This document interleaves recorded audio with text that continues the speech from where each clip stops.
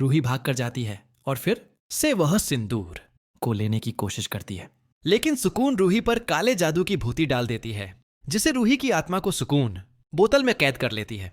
ऐसे में रूही की आत्मा छोटी सी बोतल में कैद हो जाती है और रूही तड़पने लगती है और चिल्लाती है, लेकिन वह बोतल से बाहर नहीं आ पाती है। ऐसे में सुकून कहती है, अब तुम इस बोतल से कभी बाहर नहीं आ पाओगे रूही, मैं तुम्हें हमेशा के लिए कैद कर लूंगी।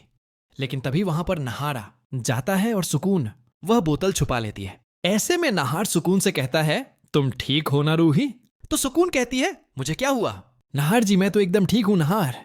यह सुनकर बहुत ज्यादा चौंक जाता है, लेकिन नहार रूही से कहता है, तुम बोल रही थी ना रूही, तुम्हारे शरीर पर कब्जा सुकून ने कर लिया था।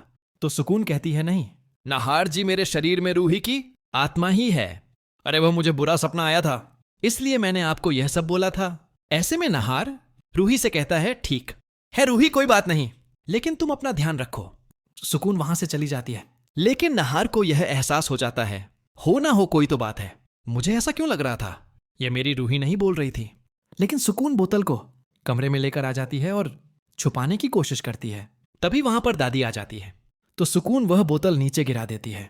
दादी सुकून से कहती है, रूही, मैं कब से तुम्हें ढूंढ रही हूं, चलो नीचे तुमसे कुछ काम है। और रूही बोतल में कैद होती है और वह बाहर निकलने की कोशिश करती है, लेकिन निकल नहीं पाती है। तो रूही सोचती है, अगर यह बोतल किसी चीज से टकरा जाए या फूट जाए तो मैं इसे बाहर आ पाऊंगी। और रूही बोतल को किसी चीज से टकराने की कोशिश करती है और अंदर से धक्का देती है, तो बोतल घुड़कने लगती है और वह टकरा जाती है, लेकिन बोतल फूटती नहीं है। तभी नहर कमरे में आ जाता है और उसकी नजर बोतल पर पड़ती है। तो नहार कहता है, ये बोतल किसने नीचे गिराई है? नहर, बोतल उठना है, लेकिन उसे अंदर रूही नहीं दिखाई देती है और नहार बोतल का ढक्कन खोलने ही वाला होता है। तभी सुकून वहां पर आ जाती है।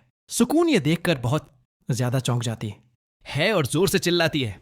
नहार सुकून की आवाज सुनकर बोतल को नीचे गिरा देता है, रूही को संभालने लगता है और कहता है, क्या हुआ रूही, तुम चिल्ला क्यों रही हो? तो सुकून कहती है, कुछ नहीं नहर जी, मुझे ऐसा लगा कि सुकून की आत्मा अभी इसी घर में है। ऐसे में नहर रूही से कहता है, सुकून अब इस घर में नहीं है।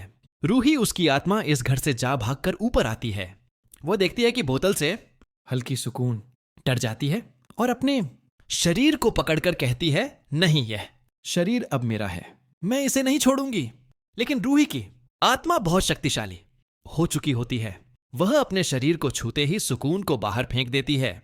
सुकून की आत्मा हवा में तैरने लगती है और जोर से चीखती है, नहीं, यह नहीं हो सकता, मैं अमर हूं। लेकिन तभी खाटू जी की मूर्ति के पास से एक दिव्य प्रकाश निकलता है और सुकून की आत्मा उसी प्रकाश में समा जाती है और गायब हो जाती है। रूही धीरे धीरे आंखें खोलती हैं और सांस लेने लगती है। दादी जो नीचे थी ऊपर आती हैं और देखती हैं कि रूही जमीन पर पड़ी है। दादी घबरा जाती हैं और कहती हैं, रूही बेटा उठो, क्या हुआ तुम्हें? रूही आंखें खोलकर दादी का हाथ पकड़ती है और कहती है, दादी सब ठीक है, अब सब खत्म हो गया।